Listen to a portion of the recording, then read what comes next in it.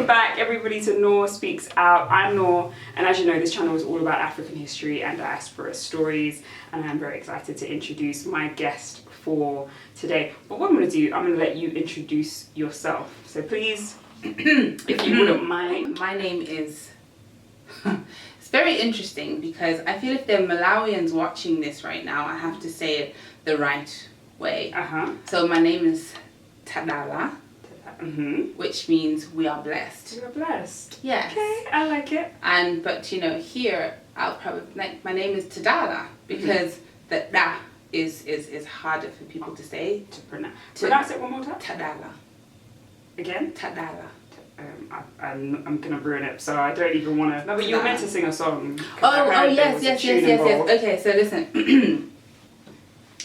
Tadala is my name. Ooh. Tadala, say my name. Hey. Tadala is my name. Tadala, Tadala, Tadala, Tadala, Tadala, Tadala, Tadala, Tadala, a child of Jehovah. Tadala, Tadala, Tadala, Tadala, Tadala, Tadala, a child of Jehovah. My name is T to the A-D-A-L-A. Hey, Wait a minute, yes. I am busy. Hey. For my works you have to pay, cause nothing good comes from free. Hold it. Hold it. What? Hold it. Hold it. Hold it. I'm from the Z to the I-M-B. Boy, that's the country. That's for me. Homies, bitches, what they say, and I totally agree. You're having a laugh. When you said you were gonna sing it, Just a little. I didn't think you were really gonna sing like you could sang. Oh well. First of all, you have a lovely voice. Aww. I was expecting you to be taking the mic. I can't lie, you like, I don't know, it's enough. And something just silly.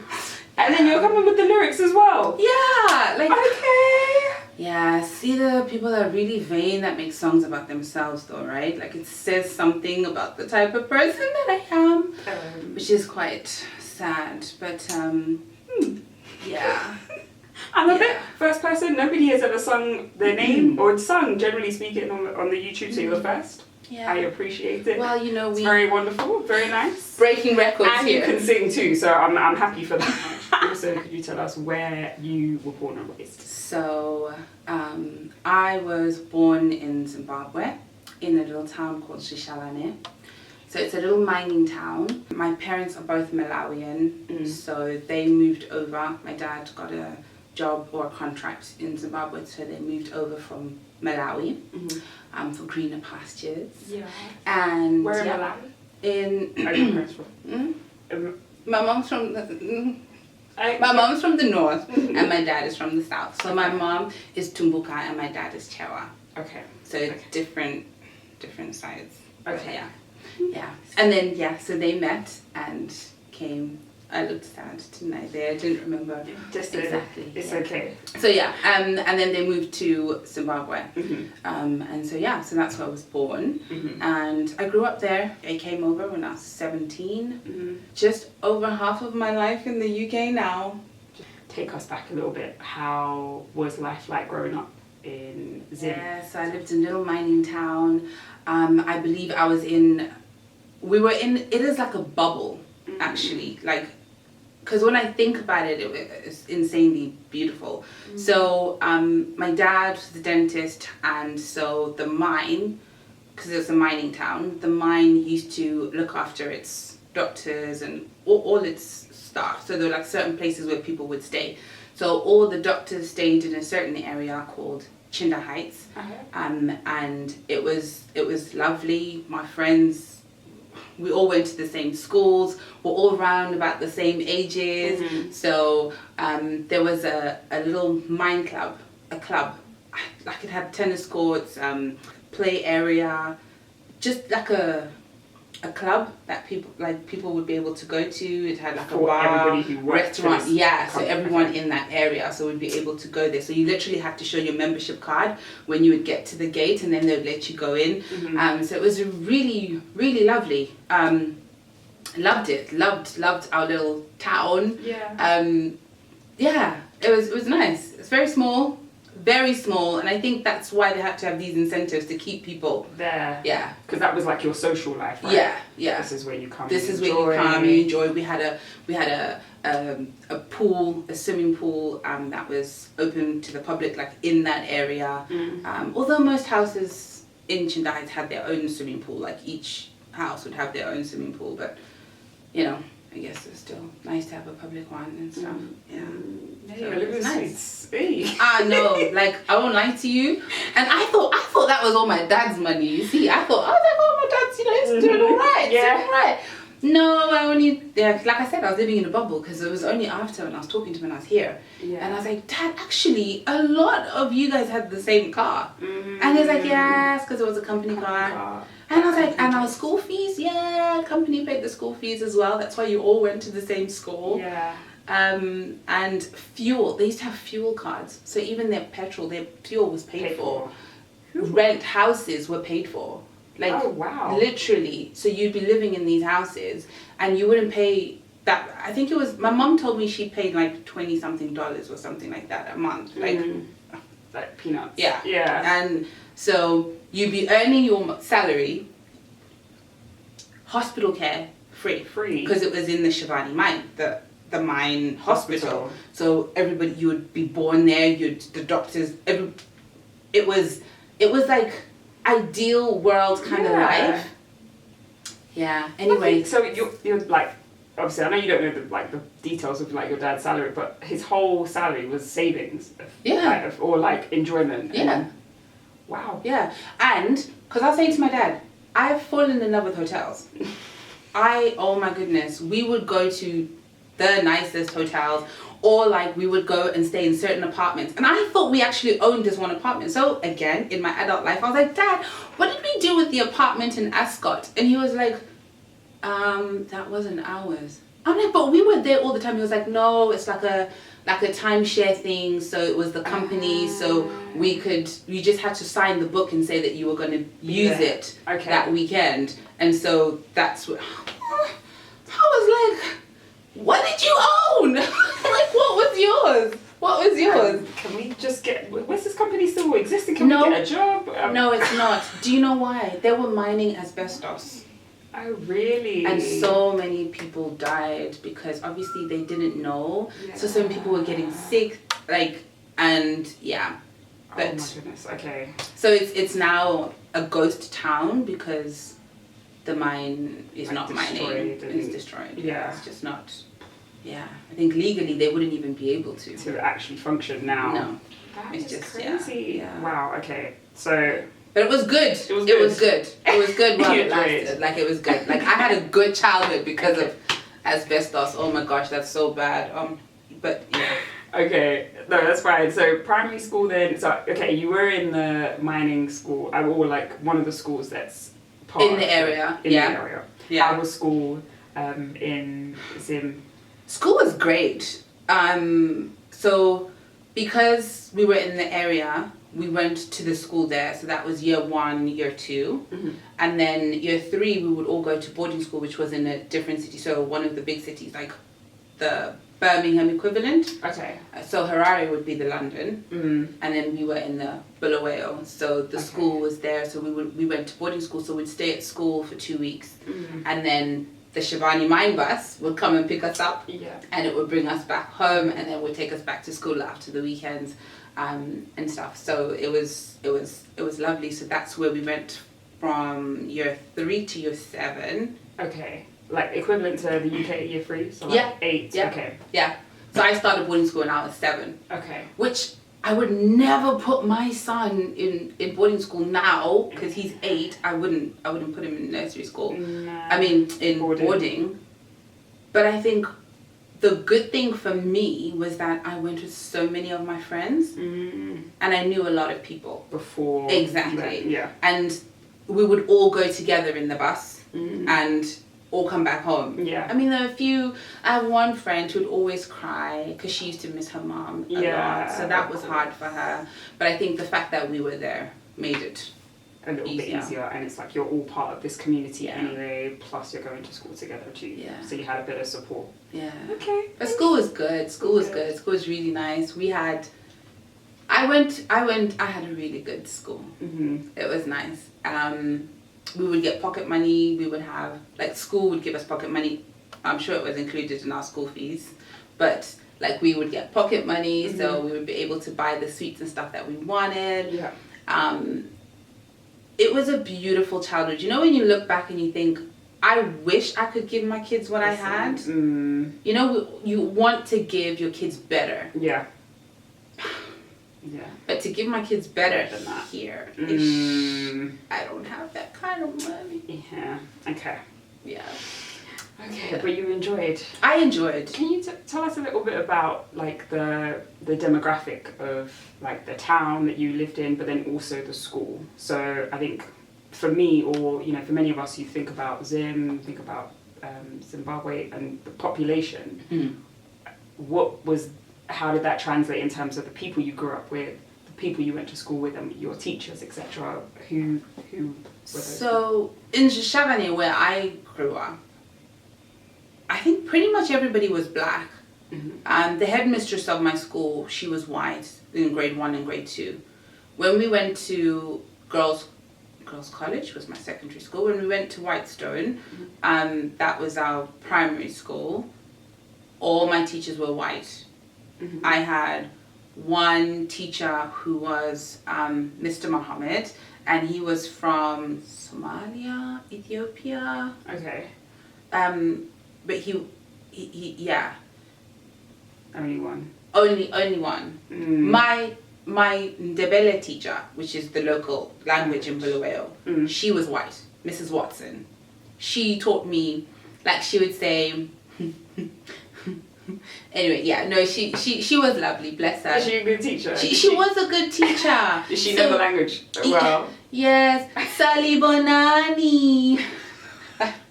Miss Nkosi Kazi Watson, which means Mrs. Watson, so that's what you would say. So yeah, she was lovely. Ubaba. What's that? This is supposed to say Ubaba, father. Okay. So she'd be like Ubaba, Umama, Umtwana. Oh, like it was like, you know, but yeah. She was a good teacher though. She did good. Okay. She did good. But I'm just saying, like, that's like how even the local language teacher was white. Yeah, and that was primary school. That was primary school. Similar thing to high school. In high school, my French teacher, when I got to year, what would that be? 9. Miss Nyati, she was a black lady. And the school was? And the school, again, girls' college, was mainly Caucasian as well. So there was a small group of black people in the school. Still in Bulawayo, yeah. So that was like our the next step school. And then later on we got science teacher, Mr. Machia came. I had I enjoyed science. I had a crush. On you. You had a cute science teacher. He was young. Mr. Yes, he was young, and I really liked science. You know, I could be a dietitian because of that crush, you know. Maybe. Like, seriously. Because I really, really enjoyed science. What was his name? Mr. Machia. Mr. Machia. Mr. You're out Machia. You did In a student way.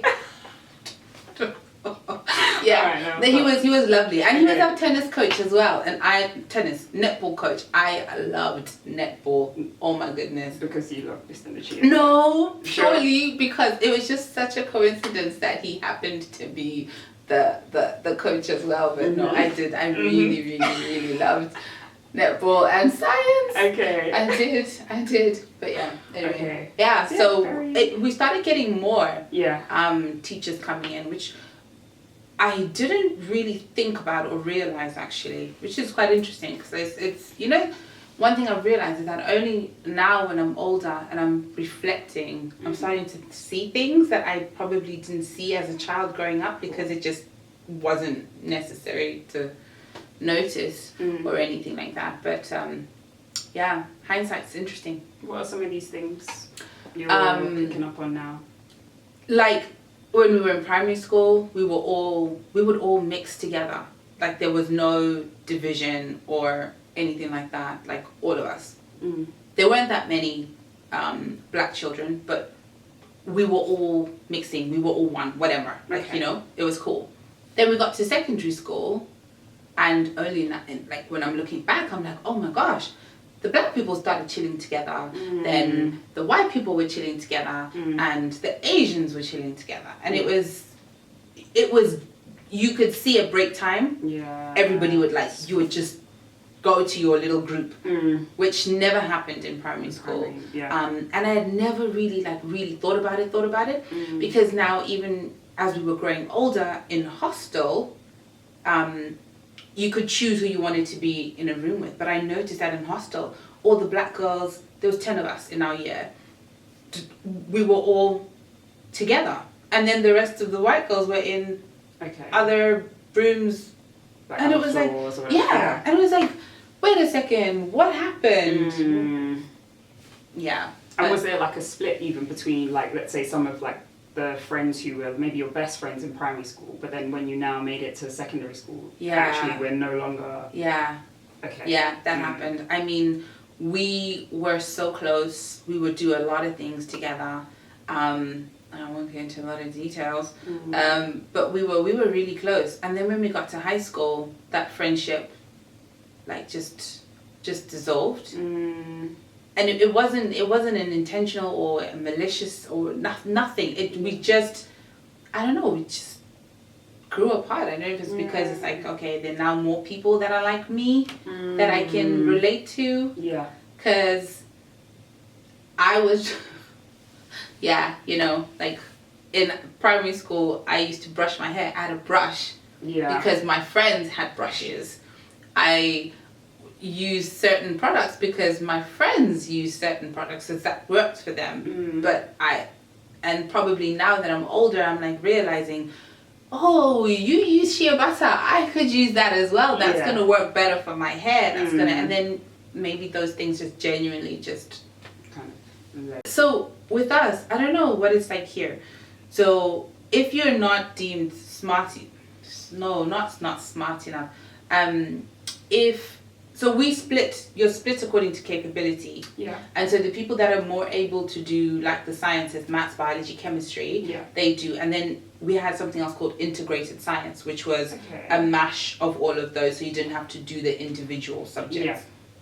Yeah. So I did integrated science, and so, but I managed to do my integrated science early, so I managed to get my A in the science, like the equivalent of, so when do you do your GCSEs? 11? Yeah. Year 11. So I did mine in year 10. Okay. Yeah. So did that, passed. The school didn't normally allow you to then, if you only did integrated science for your GCSEs, you couldn't do maths, biology, you couldn't do biology and chemistry as individuals at A level, because technically if you're not strong enough to do it for GCSEs, how are you then going to be able to do it?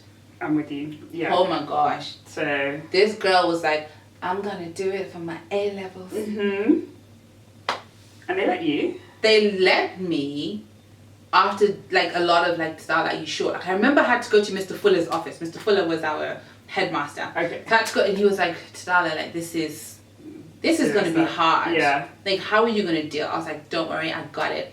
Guys, I was in the library reading. I remember looking at these chemistry books. I would study and still get 40-something%. Like, you know when even the teacher is feeling sorry for you when they're handing out the marks. Yeah, the one time I got 53%. Miss Garrett, she used to be this really strict lady. Oh, rest in peace. Was good. And yeah, so she respected it, I guess. And I didn't get to finish my A levels there. But when I came to England, so we do January to January. So I came September. Yeah. So I had to start my AS again. Oh, okay. In year 12. Yeah. I had to start my year 12 again. Yeah. When I came here. Whoa! Was I not happy to see the textbooks that you guys have over this side? Textbook like this for chemistry. when my textbook was like this. No way. What? My chemistry textbook in Zimbabwe. No. Biology textbook in Zimbabwe. Hey. And then coming here and it's a like tiny little. I was like, these people are having a laugh. So, did you kill it then? The A-level here. I gotta be. Come on now. I gotta be. That's an A++. No? Well, yeah, well, you know, it's okay. Is that? We try. You know. Well done. Yeah, gotta be. So that was it. But I was just like, what? No. And I found people were so rude in class. When you came here? Yeah. Oh. And then they were like, you are embarrassed to do anything naughty in Zimbabwe in school, in class. Okay. Like, you don't want you don't want them to know your name. You behave yourself. Okay. Like, you behave. Proper. Proper. And I, like, we hardly, like, it just wasn't normal. Whereas here, it's like, people always getting into trouble in class, always getting into trouble, and then calling teachers by their names. Whew.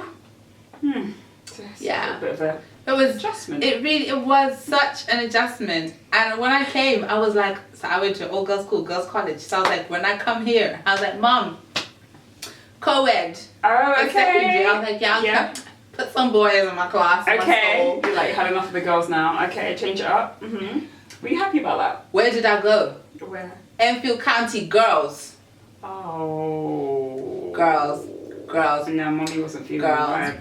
Okay. Well, there were some grammar boys that came to our sixth form for chemistry, I think it was, or biology, one of them. Okay. They would come across, all of 2 boys. Or something like that. But you know, like, not exactly the coolest kids either. So it was. But I was a freshie at that point. What's a freshie? I was fresh in the UK, trying to do all the gelling of hair at that time in secondary school. Like, what was that? Girl, you gotta have those edges. Although I don't mind my edges right now, but yeah, that wasn't a joke in school. I remember trying to do like and little like curly wells. You know, like, and then not being able to smile because the gel was just so hard on my cheeks. Or when they, like, the little bits of like white crust, depending on the gel that you got. Yeah. Being a female is not easy, you know? No, it's not easy goodness. at all. It's not easy at all. But it was yeah. Yeah. It was an adjustment. Yeah. And there was another girl that had just started as well. She just come from Nigeria. Okay. And so that was nice. We worked together. That was good. And there was another girl, trying not to say their names because Yes. yeah. Yeah, so that was cool. Okay. They were really nice. I think they really helped me. My stepsister went to the same school, actually, which was, I thought it was good, but I probably a little bit naive. Stepsister, older, younger? Older. Okay. She was older, and there was a younger one as well, from my stepdad. So my mom remarried, and then I came over. Actually, to be fair. Oh yeah. Let's go back quickly. What was the reason you came? So you did your year 12 in Zim. Mm-hmm. What was sort of the impetus for like a London time? Let's go. Well, because it sounded quite sweet, to be honest. In Stone, is it Stonebridge and then Whitestone? Whitestone. Yeah. So it was lovely. And then I think my dad must have left the mine. Yeah. And things were going not so great at the mine, and family issues. My stepmom was probably like, no, don't pay school fees. So I remember being called into the office and them saying to me, your school fees have not been paid. I was like, and what does that have to do with me? Like, what are you, like, what? Like, what? What? Banning people? Yeah, so, and then I phoned my mom. So at that point, my mom had moved to England, and she was just, so my parents had divorced, and then she'd met her all-time love from high school. Like Oh. that is another story. And they re-met and they were like, oh my gosh, fell in love again. Yeah. And then they got married, and then my mum went over and she was like, finish school and then come. Okay.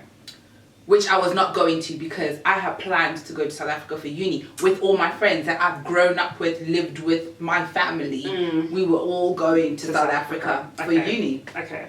And then this school fee situation happened, and my mum was like, okay, don't worry, I'll pay the school fees. So she paid the school fees, and then she was like, you know, why don't you just come here? Like, just come. School is free, just come. Yeah. So I was thinking, I'm going to England. Okay, nice, interesting. I gave all my stuff away because I was like, yeah, I'm going to England. I mean, I'm 17, you know, my boyfriend, I was leaving my boyfriend behind. And my friends, my family, my siblings, that was really hard saying goodbye to them. But there was some issues with my stepmom and my dad, and like that home situation was not great for me to be going to theirs as home. So my mom was just like, you know what, just come over. Yeah. So I didn't have a choice but to come to England. So I came, and whew, you know, when people are like, oh, send us a picture of your house. And you're like, if I take a picture of my house, there's like 10 other houses in the picture. We're back home. It was like, we had so much space and such big houses. And so I never sent a picture of where I lived. Okay. It just never ever got sent. So yeah, I'll send next week or when I get home. Yeah, and you know, like, it was okay because we didn't really have phones where we could like just like WhatsApp a picture or like So it was, I kind of got away with it. Like that. When did you come? 2003. 2003. Okay. 2003. Yeah. Okay. No, to be fair, yeah. I Two. feel like, did we have like phones? I don't think. Yeah, I didn't get. I had a phone. while. I had a Motorola. I had a silver Motorola. I went through the, like, before I came, I remember when the Samsung, that flip Samsung phone came out. Oh my goodness, yeah. My cousin had this phone, and I remember being so gassed. There was MSN Messenger. Yes. I remember MSN Messenger. I remember staying up late in the night, and then one silly guy asked me, do you have computers in Africa? Like, what am I messaging you on? Like, are you serious? Really? Yes. Oh my goodness. days. And so I was like, you know what? Forget you. Delete. He like moved to the next chat. Do you remember? You moved from chat to chat room. Nah. Chat room to You chat see, room. unfortunately, we didn't have like Wi-Fi like that. So although we had a computer, I can't remember how old we were when we first got a computer, but we didn't have internet. So all my friends were on MSN chatting away. And I was like, I'll see you tomorrow, guys. It was, I think, like 15, 16 is when we got internet at home. So I was a little bit behind. But I know my mum was happy that we weren't having all of those conversations because, without control, and I think it's the same even now, if you're not monitoring some crazy things, the internet can be a horrible place for young people. I saw a lot of horrible things that people were going through, and the chat rooms and what people would say. But you know, but that's another thing. But so coming over here, it was difficult when I got here because I wasn't used to, I don't know how to say it, like, my mom, like, tidying up and everything, there was no one to tidy up. I had to clean. I had to wash. Sorry. I was like trying to see where you were going. That was really hard. That was really, really difficult trying to adjust to that. And especially, you know, when you're at school, because when I was at boarding school, we never had to wash dishes. We never had to. So it was like you eat, you take your plate to the hatch, you go. It's gone. Okay. And then it gets done. Your laundry, you put it in the basket, it comes back ironed and thingy, you know, like it. And so putting it, at least we had a washing machine here. So, right, you put it in the washing machine. at least. But then I still had to iron. And yeah. And then hold on, in the house in like your home. So not when you were at boarding school, but your home. Did you have like? Yeah, I'm guessing you had like house help as well. So, okay, so yeah, I understand now why. Yeah, and which is why I say to my mom, my momming is not the same momming that she did, because when we cried or we did whatever, she could just call Sissy, take the kids, and we would be dealt with. Yeah. Whereas when my kids cry, there's no Sissy? No, there's no one to help me. I am cooking, cleaning, bathing the kids, feeding, everything. Yeah. So our momming levels are very, very different. Yes. Very different here in England, and that was a very big adjustment. And no, I'm not saying I was spoiled. No, of course, you tidy up your space and everything, but things like cleaning windows, like the deep cleaning that you really need to do, like moving things, getting to the back, doing the skirting boards, all of that, like, because everyone likes a clean house. It's not everyone likes a clean house, but maintaining a clean house. Yeah. Okay. So did that in terms of your relationship then with mum? So you're living with her now. You hadn't been, I guess, although you were living at home, you were in boarding school and then going back home here and there. When you moved here, was that sort of something that contributed, I guess, to, I don't know, some conflict in the home a little bit for you and mum? I don't think it was conflict. I think it was just me being a teenager. I wasn't naughty. Like, I'll go to church and maybe I'll come back late. Which was an issue for any parent, text me, tell me where you are, and I'm just like, yeah, but I'm at church. Why are you worried? Why are you stressed? Like, like I'm in a good place. All night prayer meeting, or like, like it's not a bad. My mom's favorite statement: do not use my house like a toilet. You don't come in and out when you please. That was my mom's. That was and so.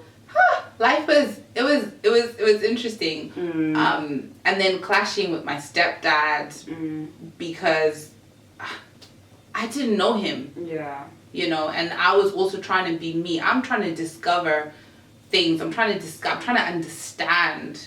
At that age, there's so many things that you're going through. You're trying to find your place specifically, like, where do I fit? A lot of time, a lot of people would say to me, you're so white. Like, why are you... My thought process, I would hear that a lot of the time. Oh, coconut, or da-da-da-da-da-da. So it was difficult. Like, I couldn't fully get in there with my Nigerian friends. And I couldn't get in there with the Caucasian girls because I was not... So it was like... That was really difficult. So trying to make sure I understood that. But church, for me, that was the amazing thing. This is what is so great about the family of God. Like,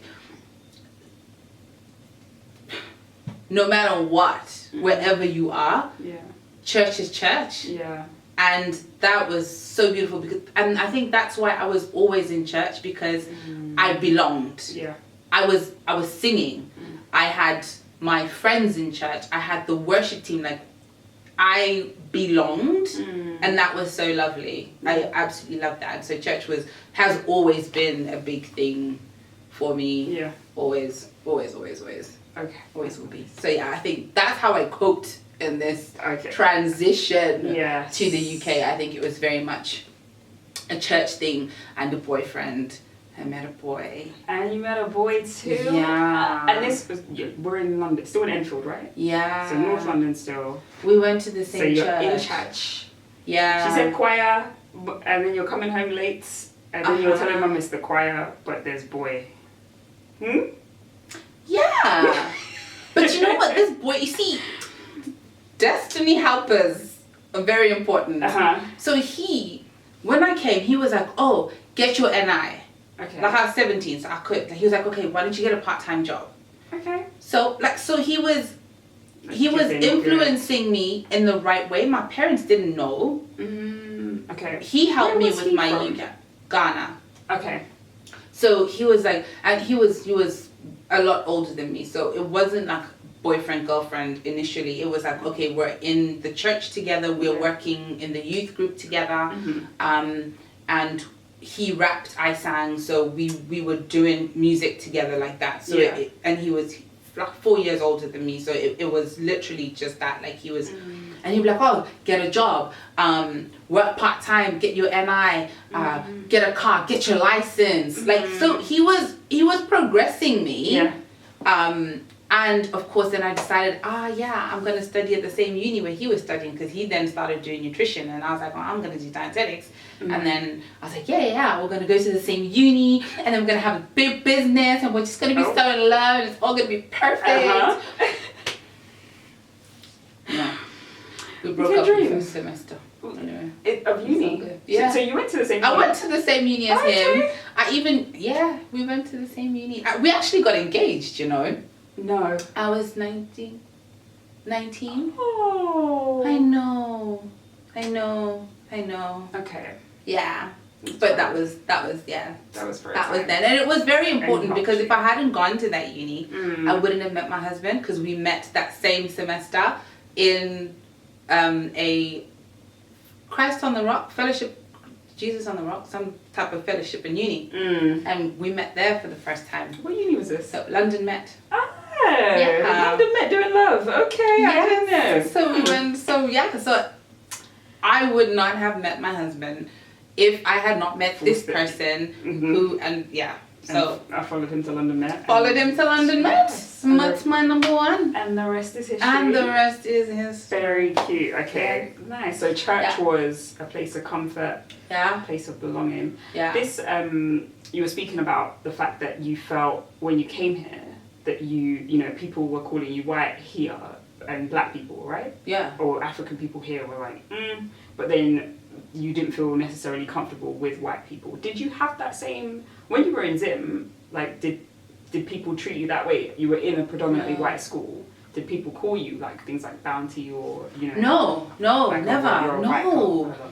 No. See, this is what was so interesting, because I would never have thought of myself like that when I was in Zimbabwe.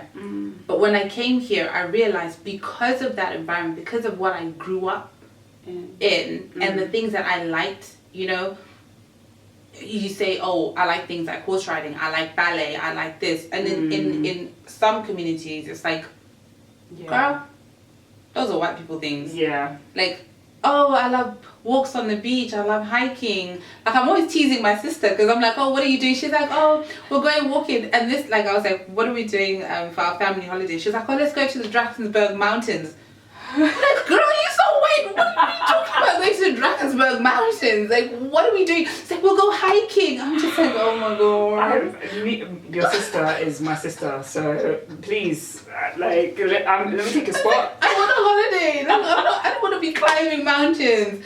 But and I get it. Like, it's just like, okay, but that's not how the majority of us like grew up, like thinking like that. Like, those things were not. And so when I would say that I like those things, people just didn't quite understand. They're like, no, we don't do that. Like, we like this and and so that was hard. And not to say, the one thing I can definitely say is that I've never in my mind like consciously thought or felt inferior. And I see a lot of that with the black community of people who have come from Zimbabwe, where or African countries, we really put white people on a pedestal, and that's just the whole because in Africa, I don't know, majority of the time where you would see a white person, it's like they are the owner of the shop, or they are the people owning the businesses, and then the black people are the people working. And so there's always been that, okay, you are the big provider and we are your subordinate, like we are lower than what you are, kind of thing. They'll always say yes boss to a white person. I never felt like I had to do that, because to me, we're peers. Like Yeah. we grew up to, we're cool. Same school. And so when I came here, like that's how I was expecting things to be. But then spending time with my friends that I'd now become friends with, and I could see, oh, so you're the only black person, you're the only da-da-da. And then that thing of, oh no, they might not like you. It starts to get into your head a little bit, whereas before it was never an issue. Yeah. But now you're like starting now to think. I'm starting to think, Yeah. Oh, maybe. But anyway, that's a whole psych thing. Yeah. That probably, I need that. I've got issues needing to deal with there.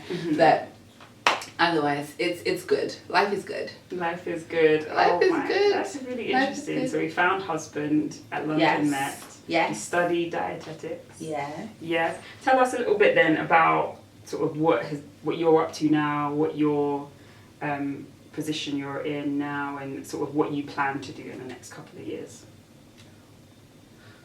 That's a very big question. I asked a few questions. I'm a bit annoying, I apologise. So I, at the moment, I have been working as a dietitian for over a decade. Yeah. That's crazy. Over a decade. Over Congrats. a decade. I heard someone on Instagram saying, don't say I've been working for 10 years. It sounds much better when you say for over a decade. Yeah. I have NHS experience, over a decade It's worth powerful. of experience. I agree. Yeah, so that's me. Mm-hmm. I'm specializing now in renal, so that's where I am, enjoying it, loving it. Talking about food all day, every day is beautiful, except when you're fasting. Boy, hey, when you're fasting and all you're asking people is, so what did you have for breakfast? What did you eat for lunch? And then you're writing it down, and you're like, okay, so how did you cook that? And so living in this in this area when you're hearing people talking about the spices and they're like, oh, I'm adding this and coconut milk and I'm adding this, and you're just like, you can literally smell the food. You're like, oh my gosh. And when you get home, I remember getting home and like, babe, I'm cooking this, and he's like, why? I'm like, because somebody told me about it today at work and I imagined that it tasted really nice, so this is what we're eating for dinner. So I love that. I'm really wanting to do a lot more with regards to diversity inclusion, because as a dietitian, it is mainly white middle class women, and we're working on changing that because London is changing, the world is changing, we're getting more and more diverse, and so we need a workforce that reflects that. And so trying to be part of the team that are increasing diversity in the profession. So I have recently been appointed to a role that I'm really excited to do that across Northeast London. So I'm really excited. Yeah. So that would be really good. And cool. yeah, so that's where I'm going. So I've got a lot of things that I need to learn because although I have lived experience in some areas, there are other things that I really need to learn, like, what words to say specifically to make sure that I'm not offending people or so just being careful and stuff like that, so I know what I'm doing when I'm advising people and organizations on what they need to do, recruitment and all of that stuff. So exciting times ahead. Where do you see yourself, like, long term? Do you see maybe one day you might move back to Zim, or are you sort of here in the UK, or maybe you've got something in your heart for America? I don't know. Where do you see yourself sort of long Where term? the sun is. Where the sun is. Where the sun is. And I think that if I could move, Australia would be where I would want to go. Okay. Dietetics is really, a lot of Aussie dietitians normally come over here. And I know the dietetics field is like amazing and great, like it's thriving over there, so I would go there. Would I go to Zimbabwe? To be honest, I feel like I left Zimbabwe before my adulting life, and so I have no, like, the town that I grew up in, like, is no more. So nothing that I'd be going back to Zimbabwe would be the life that I grew up having. So no, I wouldn't. my dad, my family is still there, so yes, I have been planning to go this year as well, so I would go and visit, yeah. Yeah. But it's not somewhere that I would say that I would move to live. I think, no, I wouldn't. Would I move to South Africa? Maybe. Would I move to South Africa? Yeah, maybe. Yeah, I could do that. But no, I definitely wouldn't move to Zimbabwe. Malawi, no, I wouldn't move there either. Definitely need to show my children and my husband and everybody, like, you know, this is home, this is, you know, our culture and stuff like that. Yes, and that's always going to be, this is home. That's fine. This is home. Okay. Can I ask then, for anyone maybe from Zim, a young adult, or from Zim, maybe even from Malawi, thinking maybe to move and come to the UK, what would your advice be? Would you say yay or nay? And then what's the word? Or like, you know, what advice would you give them if you would say yes, come to the UK or come here? I think when I look at Zim and where things are at the moment, I would definitely say come over, because I've seen a lot of people work really hard and do a lot of things and not get much for it financially. You've got to really hustle to get things, or you've got to be really moneyed up. Yeah. You know, like, to be really comfortable, you've got to have a lot of money back home, and not everybody has access to that. And so for some people, I'd say definitely, if you do get the opportunity to come over, I'd definitely say come over. It is an adjustment mentally. It is an adjustment, especially if you're coming with the mindset of feeling inferior, because you have to fight that a lot in order to not let that block you from receiving or getting what you need to get, or what you need to achieve. Because we can achieve so much, and this is an amazing time to be here. So I know it's hard, but I'd say if you do have the opportunity to come. Okay, come, be prepared for the mindset. Be prepared for the mindset, because that is a massive battle. And work hard, and you'll go far. Yeah. Come in with a plan, because sometimes you think to yourself, oh, if I come in, then I'm gonna have to work for 3 years to get my visa, or 5 years, and then before I get something. 5 years will go really quickly. Yeah. 5 years will go really quickly. You get what you need. You can then go and study whatever else you want to study if you want to do it at that point. But I would say if you can come in, there are legit ways to come in, and you can still travel and not be scared. So come. If you can come.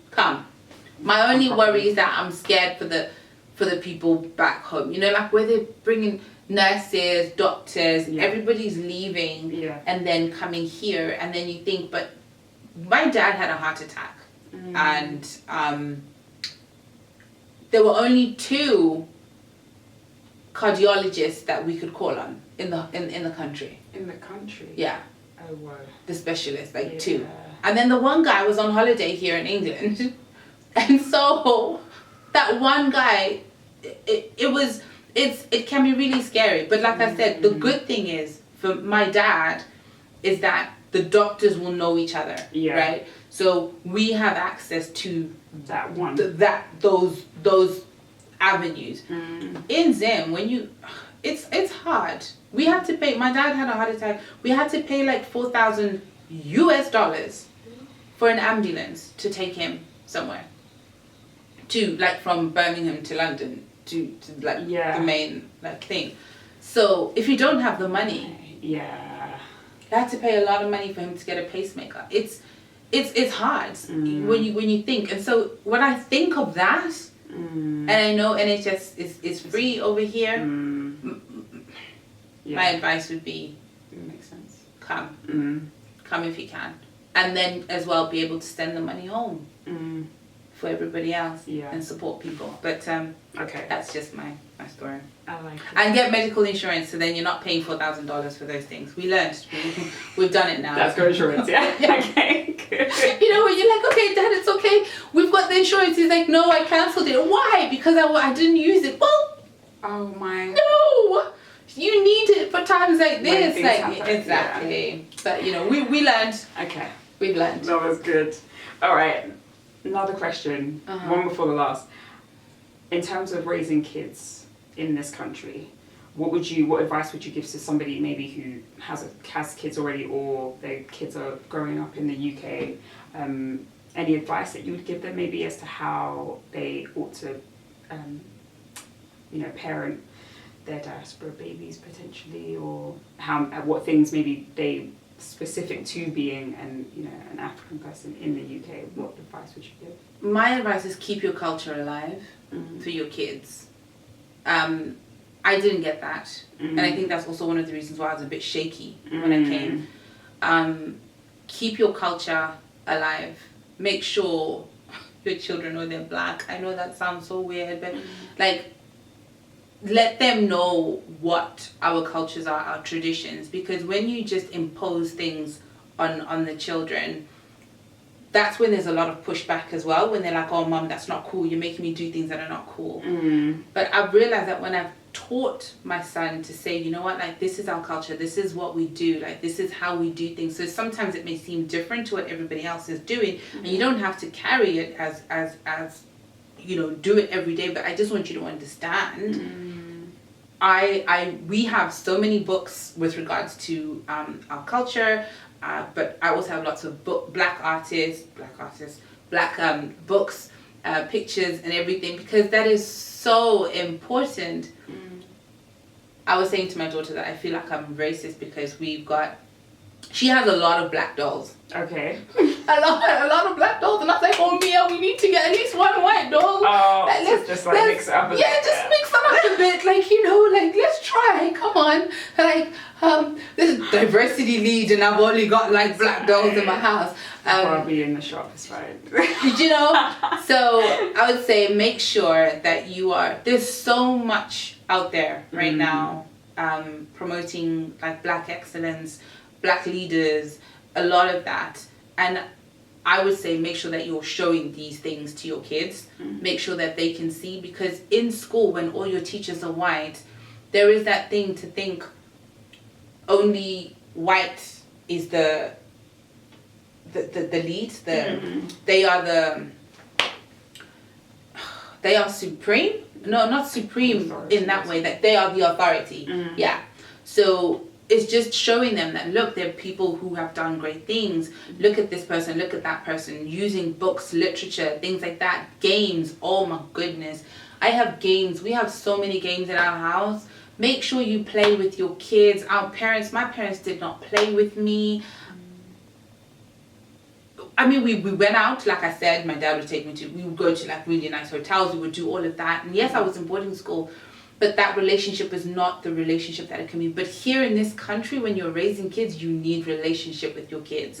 You need to be able to hear, you need to be able to sense when something's not right with them. You need to, so that you can, because there is so much that will come at your kids when they're out there. Yeah. School is a long period of time. Yeah. You get home, you're rushing, you're shouting, eat, homework, then it's bedtime. Yeah. You haven't had time to pour into them. Whereas the whole world has been pouring in for that time. Yeah. And then you're like, where are my kids? What are my kids about? So I would say your culture, keep your culture alive. Spend time with your kids, play, laugh. Even if it's 5 minutes, you say, let's play snakes and ladders. Let's do homework using games. I have so many games and challenges with these kids in the house, because I know that when I'm like, okay, Mia, I'm going to do this. Let's see how many sight words you can do in 1 minute. Are you ready? Go. Yes, mommy. Yes, mommy. And she's like, and I'm like, this one. Ooh. Whereas if I'm just like, Mia, let's do your sight words and do your homework, she's not interested. Okay. But if we're doing games, if we're playing, or if I'm like, okay, just talk to your kids. When you're driving, talk to them. pour into them, speak to them about your day. That's another thing. I didn't know about my parents' emotions and like stuff that they were going through. Yeah. But even for me, like from a spiritual point of view, where I'm driving and I'm just like, and I come back home and I'm just like, guys, today was a really hard day for me. So make sure, please pray for mommy. And let's pray that tomorrow will be a better day. And then I come back and I'm like, guys, guess what? Like God answered mommy's prayer and your prayer. Yeah. I'm feeling so much better today. And today was a much better day. And then they can see that, okay, mommy, you go through stuff. And how did you deal with it? Okay, when I go through stuff, I'm also gonna deal with it like this. And another thing, as a parent, I would say definitely follow the right people on Instagram. There are so many people on Instagram, TikTok, all these places where we can learn. They can be very distracting, these things, but they can also be very informative. And so just make sure you've got the right people that you're listening to, because there is so much resources online about how to raise children, how to understand children. Like I get a regular email from Christian Plus, something like that. They send an email through and it lets me know like what like teenagers will be talking about with regards to like there was this one time when a song came out and it was explaining that they're going to be listening to this song. It was number one and this is roughly what it means, so just try and understand. You know, kids are going back to school now, so they're going to be talking about this, like look and see, so you can sort of understand the conversations or know, so that you can also bring up these things with your kids. Because if you're out of the loop and you're just mom, like, you know, how are you going to reach them? You can't connect. You can't connect. So just use the resources that you have and speak to other parents that have got kids older than yours, so you can see. People always tell you the mistakes they made, and then you can learn from them, and they'll be like, oh, you know what, like I did this. Well, my friends will tell me the mistakes that they made, like people I know, but I'm always keen to know what can I do. Like it's hard. It's hard. I'm raising a black boy in London. That when you just think of Lord God, then you see all these boys and you're just like, Lord, not my child. And so definitely, oh my gosh, good advice. I'm going on. No, it's good. But so just keep on top of it. Keep on top of it. Stay connected. Yeah. That's good advice. Yeah. Beautiful.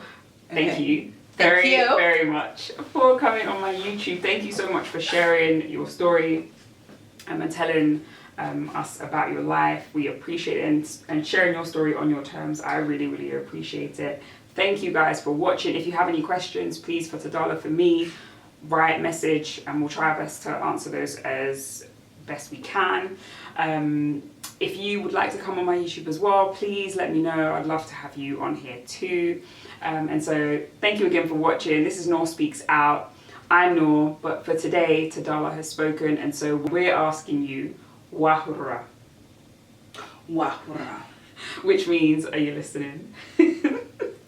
Bye guys.